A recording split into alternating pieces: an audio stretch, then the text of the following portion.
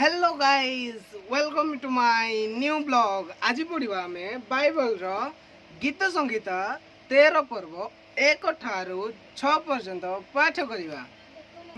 सर्वप्रथमे प्रभु जीशु को धन्यवाद जन मत देखुवा समस्त को प्रेस चालर जन आजिकार गीत संगीत 13 पर्व 1 ठारू 6 पर्यंत पाठ करुँची। मते जेते लोक ए बाइबल पढ़िबार सपोर्ट कर समस्त को धन्यवाद। आउ प्रभु मते ए पर्यंत आनी से प्रभु को अशेष अशेष धन्यवाद जनाऊँगी। मु प्रभु जदि साहाय्य करि न थांते तो मु आज 13 पर्व पर्यंत पहुँची जाई न थांती। मोटिवेशन भी पाई न थांती। आउ मते तमे सपोर्ट करथिबारो समस्त को धन्यवाद। आउ प्रेस चालर मु गीत संगीत 13 पर्व 1 ठारू 6 पर्यंत वर्तमान पाठ करूची। हे सदा प्रभु केते काल तुम्बे की सदा काल मते पासरिबो, तुम्बे केते काल मो ठारू आपना मुख लुचाइब।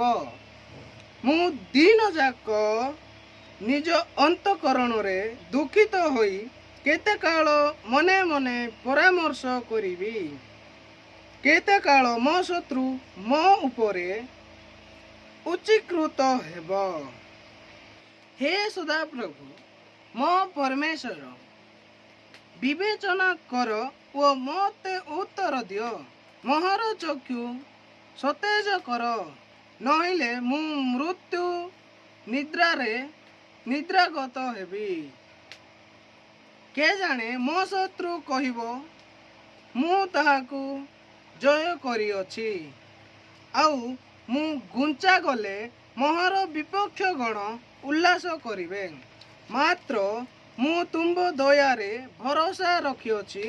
तुंब कृत परित्राण रे मोर अंतकरण उल्लास करिवो। मु सदाप्रभु को उद्देश्य रे गान करिवि कारण से मोहर प्रचुर मंगल करिअछंती। ए छोट वाक्य पढ़िथिबारु प्रभु आम मानकु समस्त को आशीर्वाद करंतु। आमेन। मु चाहे कि प्रभु मते ए प्रकार ही आशीर्वाद करंतु। आउ काली संडे दिला के चर्च जाइथिलो कमेंट रे कहंतु। आउ मते एमिति का समस्ते सपोर्ट करू थाओ।